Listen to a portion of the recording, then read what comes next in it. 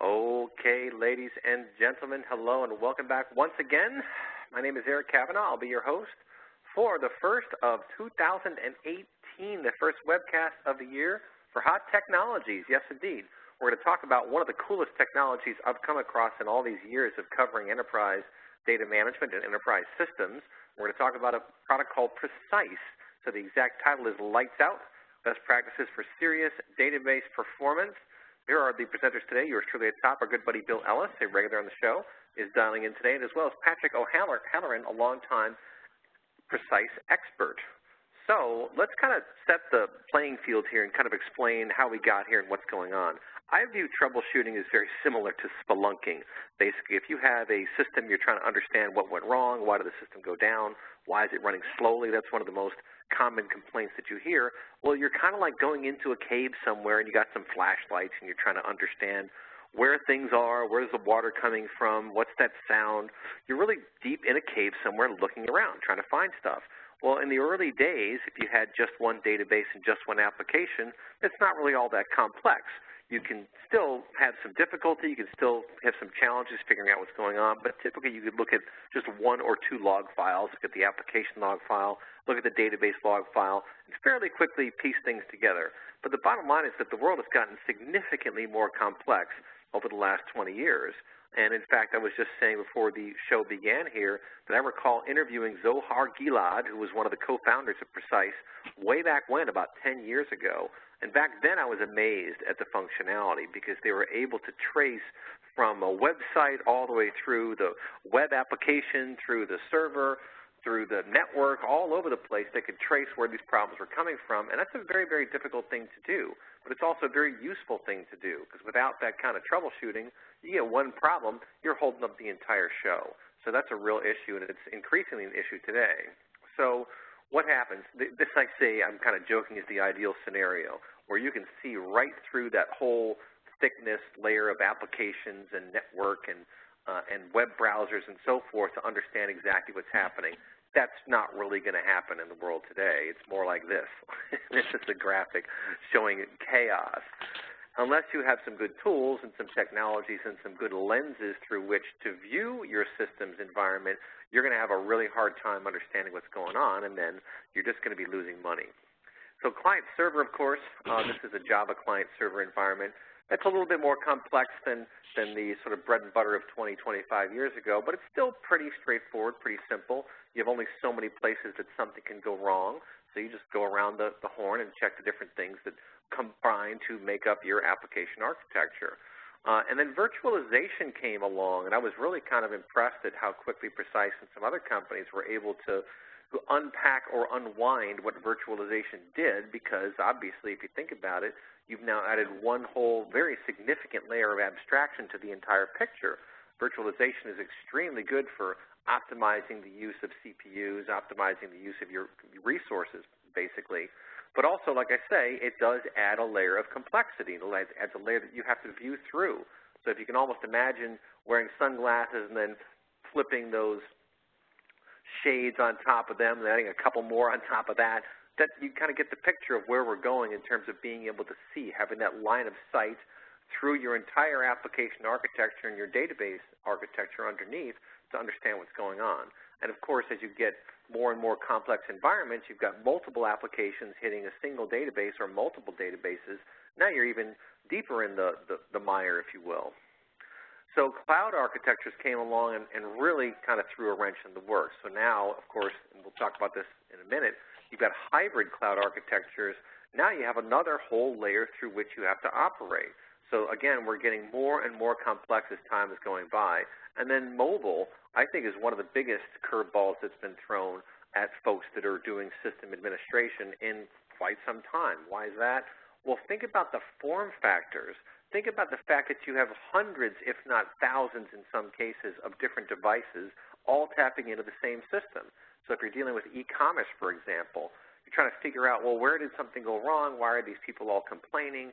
If you have good tools and technologies and practices for being able to analyze those environments, you can very quickly isolate what the problem is. And a lot of times it is a device. Sometimes there's maybe an update to a device like an iPhone or a Samsung or any one of the other phones that are out there, which is causing these troubles. And, of course, we have all these tablets these days.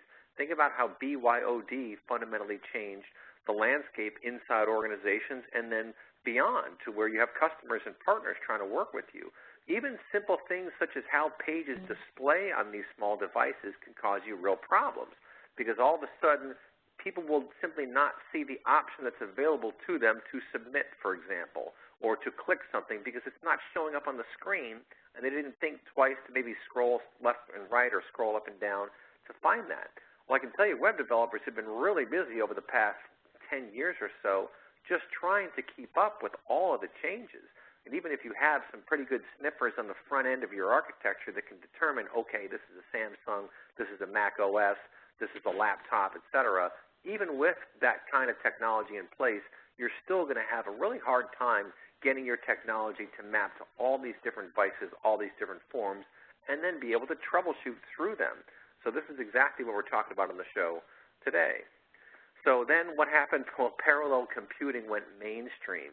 And this is a really seriously major change. Anyone who deals in massively parallel environments tells you it's a much different world than in a single environment, a single thread, if you will. So parallel computing, which is now everywhere, if you look all over the place, you'll find parallel computing, especially up in the cloud with big data, for example, but in all kinds of architectures, we've got massively parallel environments that adds yet another layer of complexity to the picture. Is even that much more difficult to figure out what's going on. And so the bottom line is that if you don't have, once again, the proper lenses through which to see your world and into your environment, that's what you're going to see. It's a bit blurry. It's not very easy to manage. You're going to have a lot of very unhappy users. You're going to have a lot of problems. And so that's why we're talking to our friends today from IDERA, which bought Precise a few years ago, and now we're going to understand how they are able to help you solve that conundrum. And with that, I'm going to hand the keys off to Bill Ellis, one of the veterans here on the show. And Bill, take it away. The floor is yours. Hey, thank you, Eric. And we're going to go and dive into IDERA's Precise solution. And we talked to a lot of people, and it seems like people tend to wear one of two hats, infrastructure or application. And the infrastructure folks are really concerned with capacity, the CPU, the memory, the I/O. And then as part of that, and kind of segueing into the application, is the configuration. How is the application set up? What is the topology? How is load balancing being handled? But on the other side of the coin is processing. What is consuming the resources? And what are the usage patterns? And so we need to kind of have a compass and a way to see through these layers of complexity and really a methodology for solving this quite complex issue. And one of the ways that we can do this is by focusing on end-user transactions starting in the browser. The browser is actually a significant processing environment, and basically capturing the code that executes at every step of the way from the browser into the network, into the web server, into Java. We also cover .NET, ABAP code for SAP, as well as PeopleSoft, and then down into the database and into storage. So in short, we say from click to disk. The crucial thing about the database is that every significant transaction interacts with the system of record, and the database is the foundation of performance. And very often we talk to people, but they don't really have the granularity, once again, to see through that fog, to see through the layers of complexity. And so the first thing I'd like to do is show you a couple of screens, and this will guide our analysis through those layers of complexity.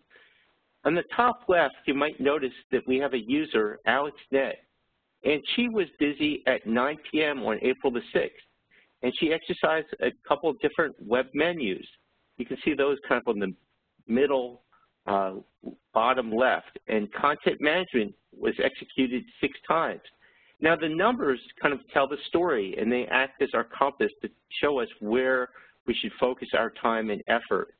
The total average response time was 3.11 seconds, with 6 seconds or 0.6 seconds spent in the browser, 1.07 spent in the web server, 4 thousandths of a second, well, excuse me, tenths, hundredths. I'm having a problem with my decimal places.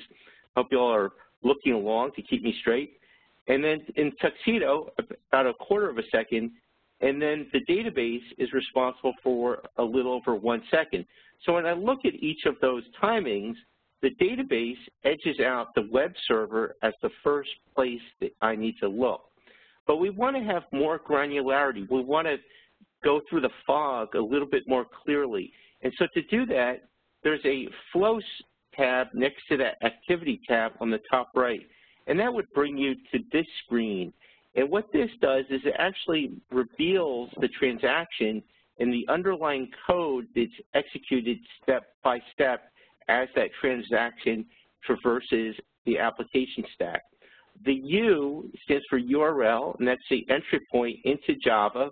We can then see the Java classes and methods. In this case, we're exercising a Tuxedo panel that in turn exercises a couple of SQL statements. And there's a number of SQL statements, a total of 4, that are associated with the content management. And you can see that there's a number, and I'm going a little bit deep in the usage of this product, but you can see that there's a hash value, 25153, that identifies that select statement that you see highlighted there. And I bring this to your attention because what I can do is I can also rename that hash value to be content management SQL 1. And then you can see there's another SQL statement right under there. I can make that SQL 2. So I could group those SQL statements so they identified that content management transaction. Now, the beauty of Precise is here we're looking at things from a transaction perspective, but there's the ability via that Analyze button kind of towards the top right to drill in and find out exactly what's happening with the SQL statement. And right in the center, you can see that we're spending about half the time waiting on the storage subsystem, right, click to disk, and then half the time using the CPU. Now, kind of the navigation, there's a little tune button in the middle left, and if I click that, we would be able to focus on this particular SQL statement and the execution plan.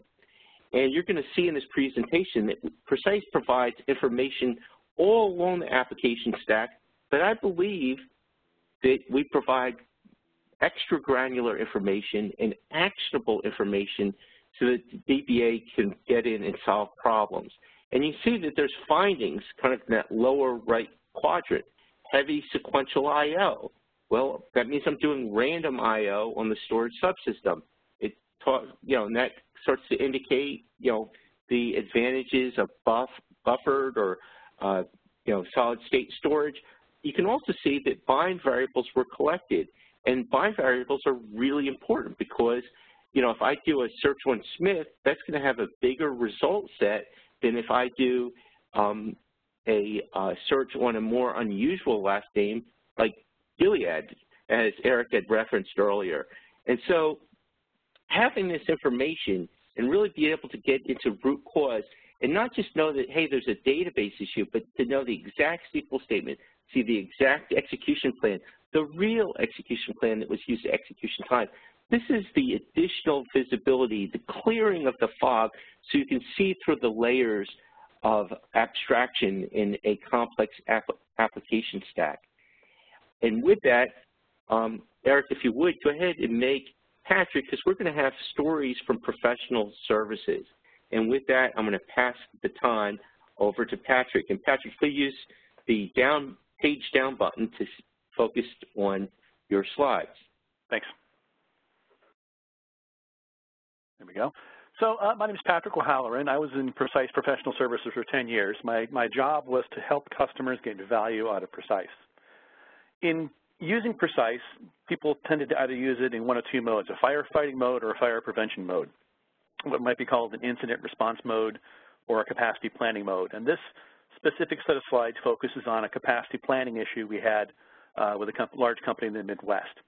They had a large HP OpenView application that gathered performance data on 2,000 servers, and basically they're going to triple that. But the problem was they were already pushing up against a window. They started at midnight, need to finish by 8:30. Just running through 2,000 servers was already taking 8 hours. What Precise let us do was to focus on where the problems were. And I think that's one of the great features of Precise is looking at not just the data that's been collected, but looking at the data in context. Where's the time being spent? What's taking the time? What weight events are being generated in the database? In this case, when we first did an analysis of this application and looked at the database component, we saw that there were 3 SQL statements that were taking 50% of all the time that Oracle was doing stuff. The heights of the bars there in that graph represent how much time Oracle is spending doing stuff. The x-axis is the time of night. So you can see it starts at midnight, and during every hour of real time, Oracle was spending a day in 7 hours or a day in 10 hours. It was spending 30 to 40 hours processing multiple statements in parallel, generating 30 hours of Oracle activity in 1 hour of real time. And again, because Precise was capturing everything, we could instantly see these are the 3 statements we need to focus on. Through using other features of Precise, and I won't go into the technical details of looking at explain plans, looking at indexes, looking at all the technical stuff that the DBAs look at, we're able to, within a week, get this 8-hour process down to a 4-hour process. And really, this also shows off the iterative process of Precise, because those 3 statements that were on the top are gone, but now we've got more statements. These statements that are now on the top of the list have a different behavior. They're not just, instead of tackling these statements, what we did was we now looked at the overall execution of the database to figure this out. And what we found was that there were some very specific Oracle settings on cursor sharing, if you want to get into the detail, that was preventing making these statements run long. So we went in, we changed some Oracle database parameters, and we got that 8-hour process down to 4.5 hours, down to 2.5 hours. And that, because of that, this customer could now run this HP OpenView process on 6,000 servers instead of 2,000. The other things they did was they had someone entirely focused just on the performance of this application. That person could now focus on something else. And the business analysts who needed these reports at 8 o'clock in the morning now had them. The manager of the capacity planning group told me that in the 4 weeks we were working on this, they canceled a hardware upgrade where they planned on spending $800,000 to $1 million on a hardware upgrade. So just by using Precise and the speed with which Precise allowed us to identify what the real problems were, where we needed to focus our effort, we were able to make some very specific changes that changed it from a 8-hour job to a 4-hour job to a 2-hour job. And if you look at this, again, the heights of these bars are in the top 30 hours of processing time in 1 hour of real time. In the bottom, it's hours of processing time. So we literally changed something that was taking 300 or 400 hours of processing time down to something that took 4 or 5 hours of processing time. We had a methodology in professional services, which we used 5 words to describe it: detect, find, focus, improve, and verify. Detect was seeing this as a problem. Find was figuring out where in the technology stack the problem was. Focus was diving down deep into that technology to find out what the root cause was. Improve was coming up with some recommendation through Precise to make things run faster, either in Oracle or in Java or at the web server or even at the browser level. And then verify was using Precise, using its multi-year history of performance data that it's captured to be able to verify that the changes you're making are really positive changes. One of the ways I used Precise a lot was pictures of graphs like this. We had a very technical solution to a very technical problem, and when we went to the non-DBAs, the application owners, to show them this, we showed them bar graphs like this, because the application owners may not understand cursor sharing and cache hit ratios and clustering factors and all that, but everyone can understand a bar graph, and everyone can understand a graph like this shows that, just shows empirically that things are getting faster and things are getting better. And with that, I will turn it back to Bill, or I will allow Eric to turn it back to Bill. Let me hand it back to Bill. All right. Take it away. Super. Hey, so folks, I'm a little bit embarrassed to share this with you, but I just really like this tip. A lot of people will run at least a portion of the application stack under VMware. And one of the things that we look at, is CPU. And faster is always better. More CPUs isn't necessarily helpful. And you want to allocate at least one core per VM. So I just wanted to kind of show you on a Windows 2012 server, just a really fast little trick. Is you go in here, bring up power options, and then there you go, bingo, and just simply change it to high performance. If you're in an a commercial application stack, you should not be running balance. You should be running high performance, and that's a very 30-second change that can make an improvement on your system kind of right off the bat. Kind of simple, but definitely worthwhile. Now we're going to switch gears and go kind of back to the database. One of the things is you see this very often is the B-tree indexes are extremely powerful, and you'll see times when there's no index, there's the wrong index, there's too many indexes. And so I wanted to show you a little bit in greater detail about some of the information that Precise can provide that allowed the DBA, right, to see additional options for making things better. And this really boils down to a simple question: is 1 second fast enough? And I'll leave that question to you to answer. I want to share with you kind of what we did. Is we went in, and once again we let the numbers take us, and you can see that very top SQL statement, it's pointing at the average execution time, which is a little over a second. And, didn't really feel like that was a big issue. But what we did is we were able to drill in, bring up the execution plan. In the middle right-hand side, you can see that the table being accessed currently via full table scan has 6 indexes on it. It's like you have 6 indexes and you're using a full table scan. What in the world is happening there? Now, in the bottom left, it might be a little bit hard to see, but the where clause where you're doing your filtering, etc., it converts the columns to uppercase, and that's a function. And in Oracle, they allow function-based indexes. And so rather than do that function every time the SQL statement is executed, you can build an index where that function is done one time. So instead of having to do it numerous times, you do it one single time, and that can save a lot of resources. Now, the point of this slide was not to talk about function-based indexes. It was to show you how Precise in one screen shows the execution plan in the top left, the text of the SQL statement on the bottom left, information about the objects, the indexes, the individual columns. You can see there that we're actually showing the distribution of columns, the number of distinct values. And so you get an idea of how strong a filter that particular column would be on the system. And so the idea is to once again, see through the fog to get to the answer. And so the product is designed to help make that easier for you. And Patrick mentioned something I think is really crucial, and that is management by measurement. Measure before and after. And so we're going to do this a couple of different ways. The first one is we want to make sure that that new index is being picked up. Now, Precise keeps a history of execution plans, so I can see for that SQL statement after that index is deployed that, hey, we're now doing a scan on that user perm ID uppercase index, the lower one, and boy, look at that. That's the first verification. The next verification is at the execution time. And in the left, the red arrow points to the before, and it's like 1.1 second.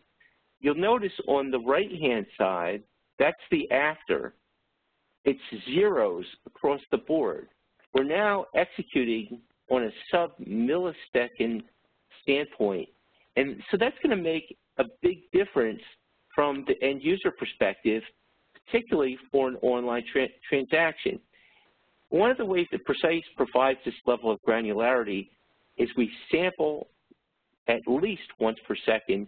We do not drop any samples. So we give you this high-resolution view of what's going on, what SQL statements are doing as they execute.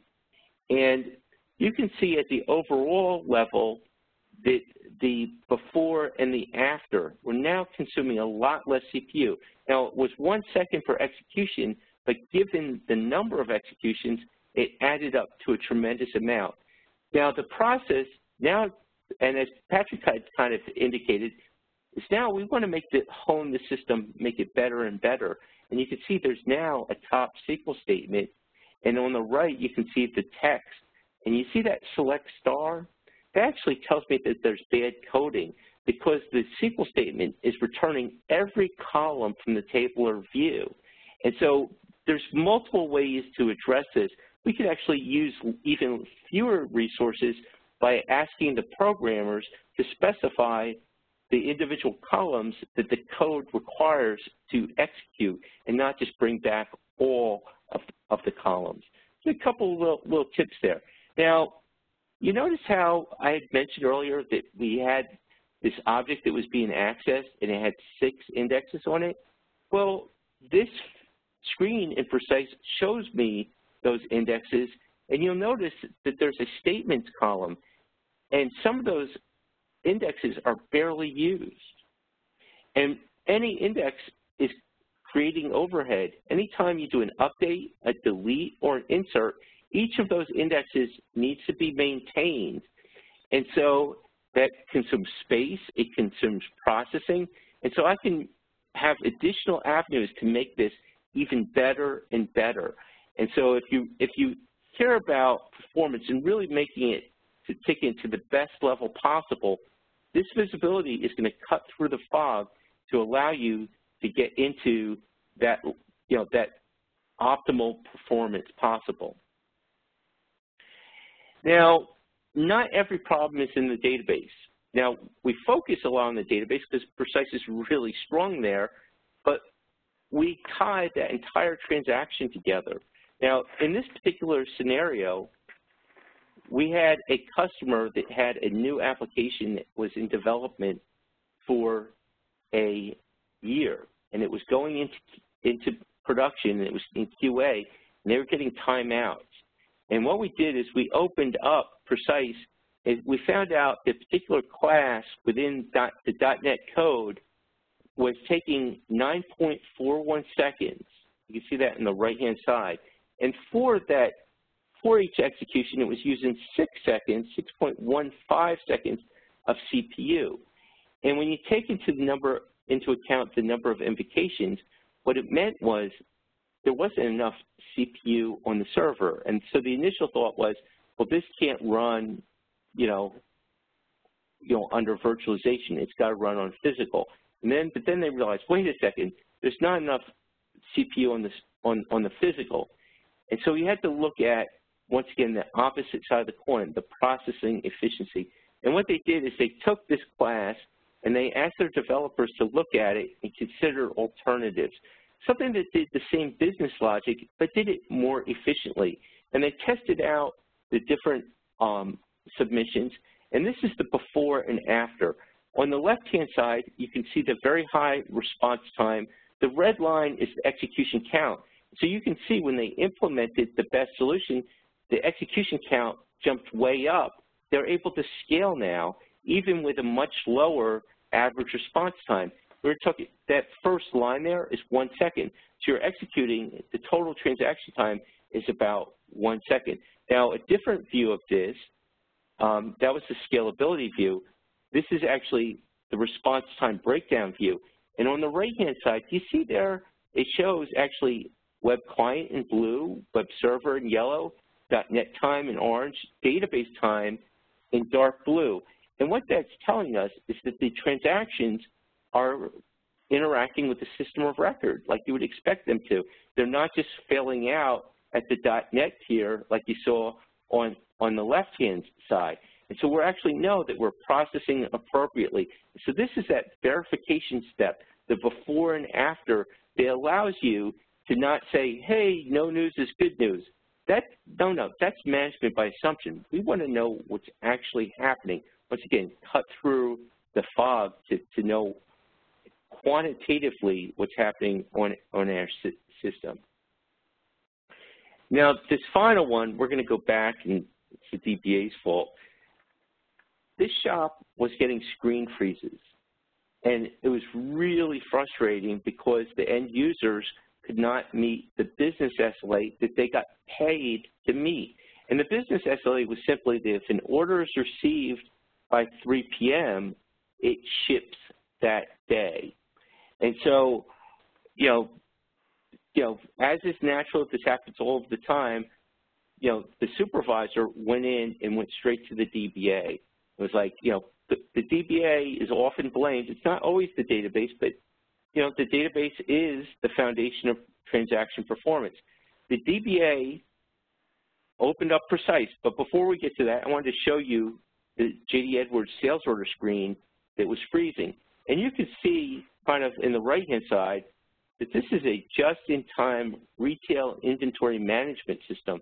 So, empty shelves are bad for business, hence the importance of that business SLA. When this screen was shipping, they were having empty shelves at their locations. So we opened up Precise, and the third SQL statement, in the bottom right-hand corner, you'll see select from PS prod. It's the third one from the top.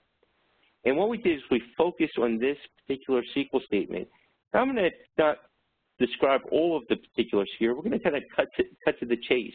We opened up a history that Precise keeps for that SQL statement. And kind of in the middle left, there is a series of bar charts that show changes versus duration. And you can see there on February 22nd, you're looking at Monday, Tuesday, and Wednesday.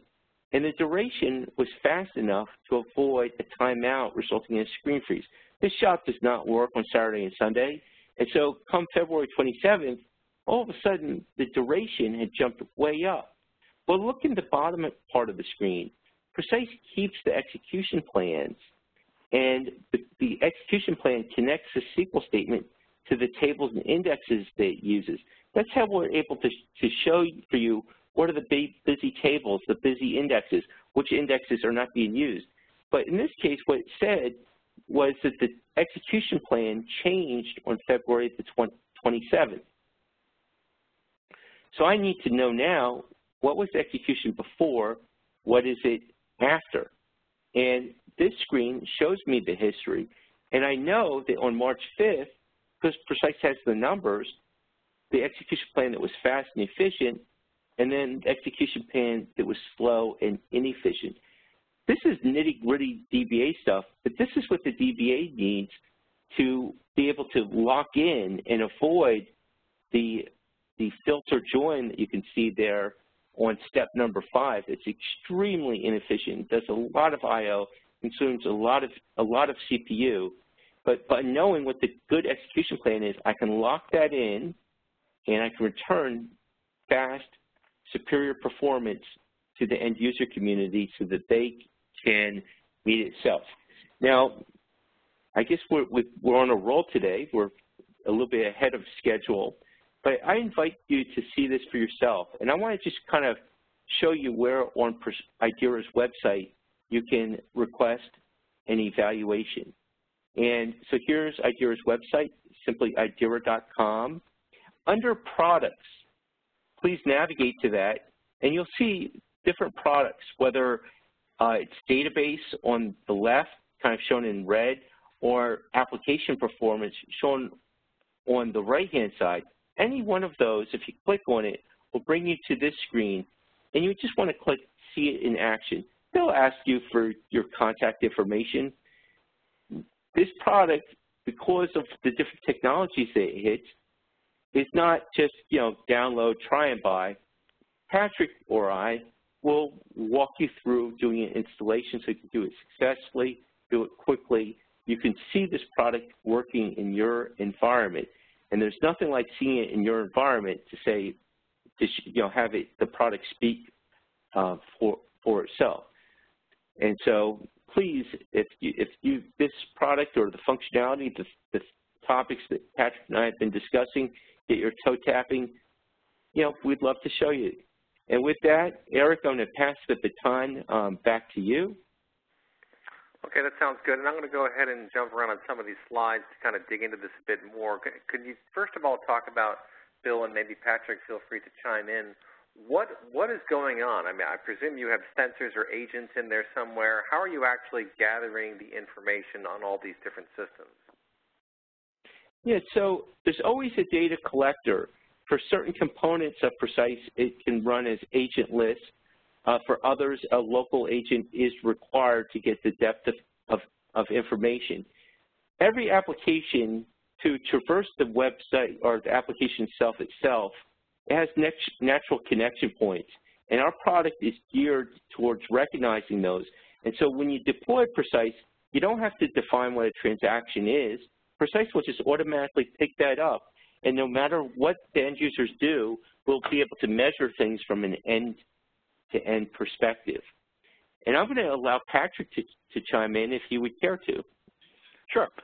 Yeah, like Bill said, from the end-to-end perspective, we've got everything from JavaScript running inside a web browser to report what's actually happening on the client's end, to filters running on the web server to get URL timings, to class loaders so we can get Java and .NET, to database monitors and Tuxedo monitors. And we have a semi-proprietary way of passing data down the chain as it goes along. So by the time our Oracle collector sees a SQL statement running, it can correlate it with a Tuxedo call, with a Java method being called, with a URL being called, with a page being PeopleSoft page or some other web page being brought up by the user, and we can link all those together and present them all as one long continuous chain. Yeah, and so I'm going to throw this slide up again because this shows the different component parts. So the browser, the network, the web server, the Java application, the database, the storage. When we start talking about hybrid cloud environments, and I think that is the direction that everybody's going in, you've got some data in Azure, you've got some data in Amazon S3, you've got some data in perhaps some other proprietary system out there. How does that work? Do you have to kind of dig underneath, and do you work with companies like Microsoft to better enable your ability to peer into a place like Azure, or how does that work? So currently we work with Oracle Cloud, and on our roadmap in the next couple months, we're going to be working with the other vendors. One of the things with the different cloud vendors is they typically will have different contract levels. Some will have application as a service, others will have infrastructure as a service. The contract levels that are application as a service, they typically are a little bit reticent about, agents or, something. The infrastructure as a service, that allows a lot more flexibility in terms of installing a third-party product. And so we have some exciting developments that we'll be announcing in the upcoming months about supporting the cloud. Okay, good. And, it seems to me there's still a need for someone to really understand how to correlate a lot of these different pieces and parts. You talk about spikes in processing versus network slowdowns and so on and so forth. How much of that stuff comes out of the box as recommendations from Precise? Or in other words, are you able to make suggestions to folks who are fairly new at using this technology what might be going on under the covers? Yeah, so if you can read a stack bar graph, you can use Precise. It's really response time drives where the most buyback is, and that will in turn reveal the underlying code.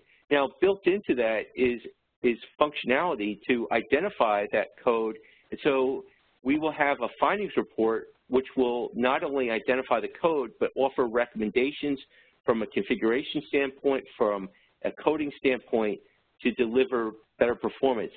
And I'm going to ask Patrick to also chime in on that point. Yeah, when I started with Precise, I knew Oracle very, very, very well. I certainly wasn't a DBA, but I understood SQL statements, I understood execution plans and things like that. I knew very, very little about SQL Server. But because of the same screens, because of the same concepts, because of the same idea of Precise really pointing at you, this is what you need to focus on, with no experience in SQL Server, deep technical experience, I could very quickly, using Precise and using Google, find root causes to problems and come up with recommendations. I couldn't implement them. Precise doesn't do that. But I would certainly go to the SQL Server DBAs and say, hey, here's what I found. Here's the symptoms I'm seeing. Here's what my suggested fix is for this. What do you think? Precise, as I said before, is really, really good at showing you what it is you need to focus on at any technology level. And that very first slide Bill showed you with the stacked bar graph of where time is being spent, that has just saved so much time with getting into these blamestorming sessions where an application owner is frustrated because something is slow. And the network people say their piece is fine, the database people say their piece is fine, the application people say their piece is fine. This graph here, with a lot of data behind it, really shows you where is the time being spent. So you can avoid days of tiger teams getting together to try and track down where the problem is, and hours and days of trying to find out root causes, because Precise will very clearly, with link after link after link, drive you to where the root cause is.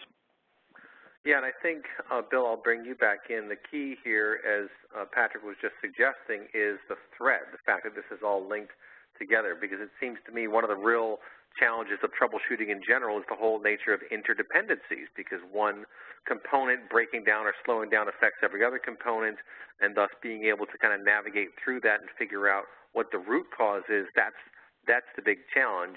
And if I understand you guys correctly, what you're saying is that by having all these different windows into different areas of the architecture, you're able to very quickly ascertain, first of all, what is the major problem that we're facing right now, and then after that, fairly quickly drill down to the specific granular problems that are really causing the trouble. Is that right? Eric, you hit upon a great word, and that is the interdependencies. Everybody that we talk to has tools. If they don't have tools, they have scripts. The issue is that they're looking at one technology at a time, and they're not aware of the interdependencies, the browser to the web server to the application code to the SQL to the storage.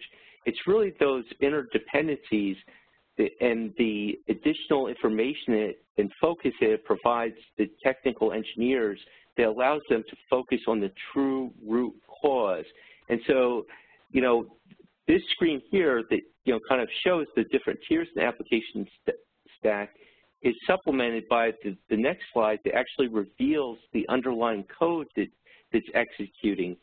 One of the things that we kind of say is almost like a marketing cliche is that everybody has tools, but what they don't have is context.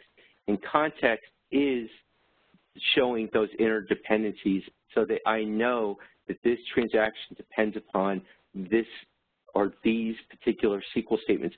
So if I'm a DBA, I'm not tuning at the database or the instance level or the top 10. I'm focusing on the very SQL statements that particular business transaction relies upon. And as Patrick said, you know, one of the big factors in all of this is people. You know, everybody, you know, goes to the meeting. Nobody wants the finger pointed at them. And so everybody kind of comes with ideas or metrics that, you know, kind of make them look innocent. But with Precise, it's not really about that. It's really just about getting to the root cause, figuring out who should focus on it, and also from a staff perspective, who should not be focusing on it, because you don't want to spend your day, you know, chasing your tail around. That will just make IT organizations much more efficient and improve kind of your day-to-day experience. And how big a factor has been the explosion of mobile devices? Do you guys see that as having complicated the scenario, and do you focus a lot on being able to peer through into those kinds of devices? So mobile is everywhere, and you know, people's phones are practically glued to their hands, and so it's absolutely critical. More and more traffic, business transactions, particularly on the retail side, are being driven by mobile. And the other thing with mobile is that the expectation is fast, seamless. There really isn't room, you know, for slow transactions, et cetera. And so you really, kind of the business value of making things as fast as possible and really honing just becomes much more of a business imperative. Yeah, I can see that. Yep, and what about issues like parallel?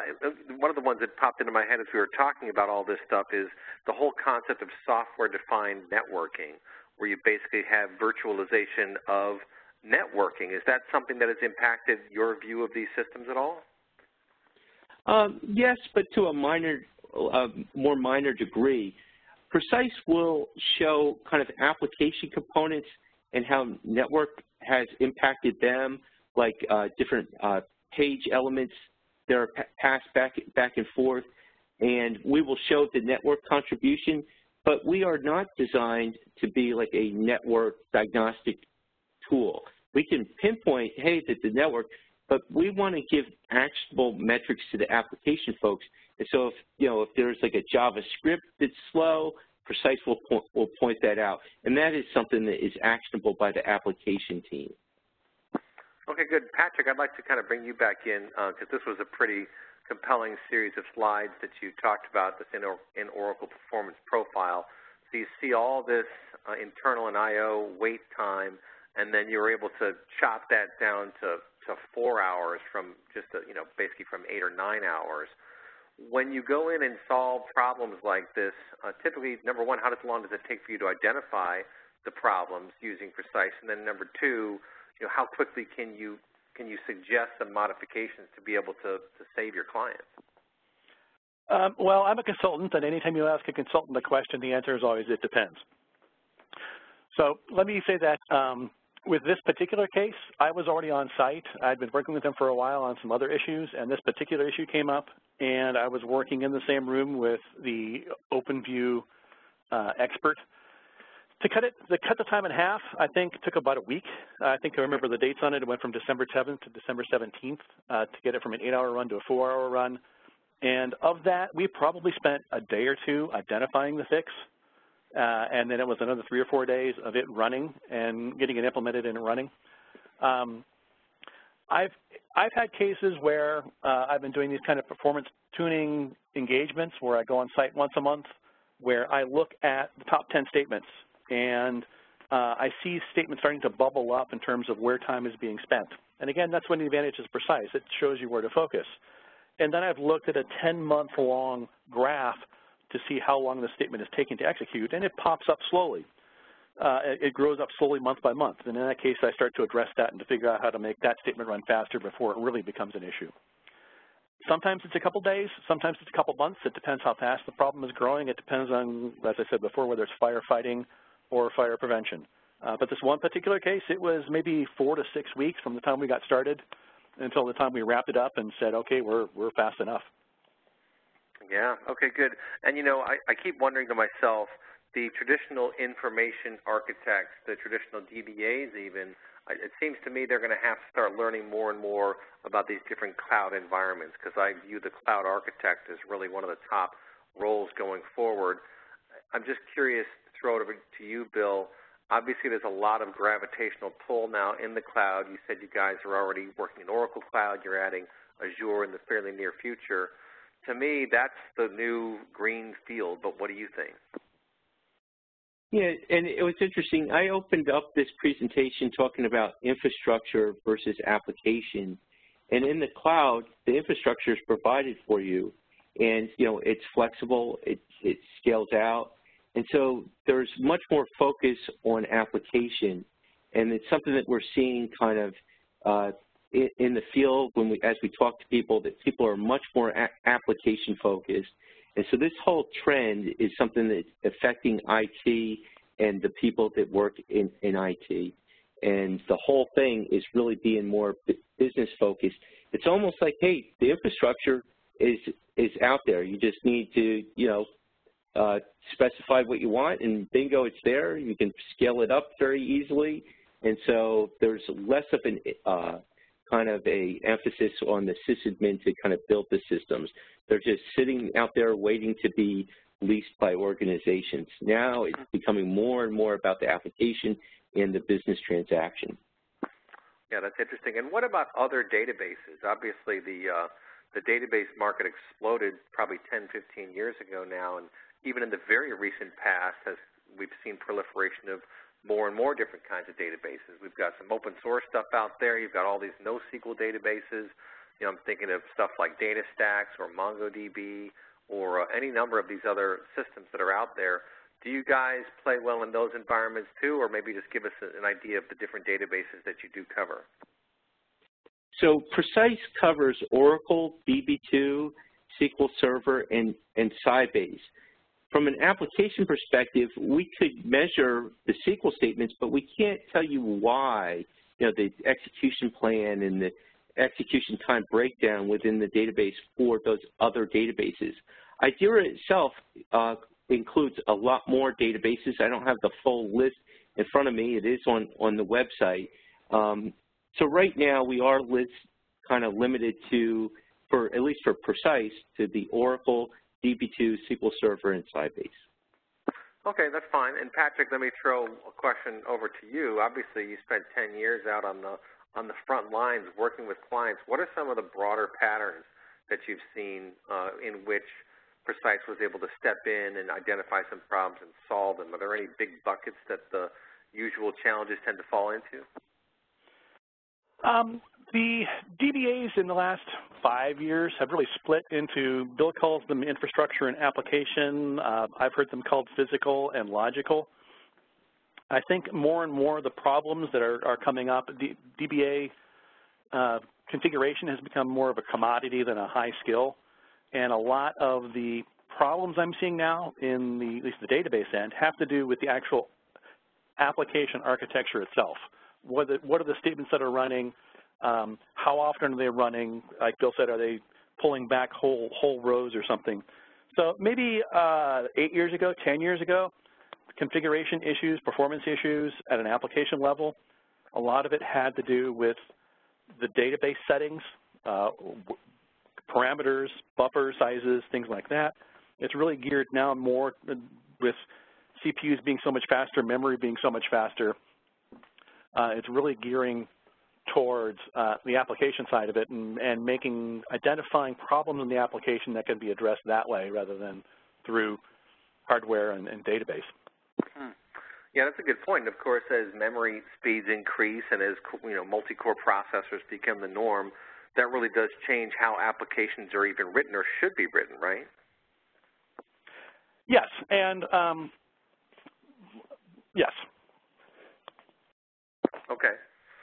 Yeah, so how much feedback do you guys get from customers in terms of where things are going? Like, I guess, Bill, I'll throw this one over to you.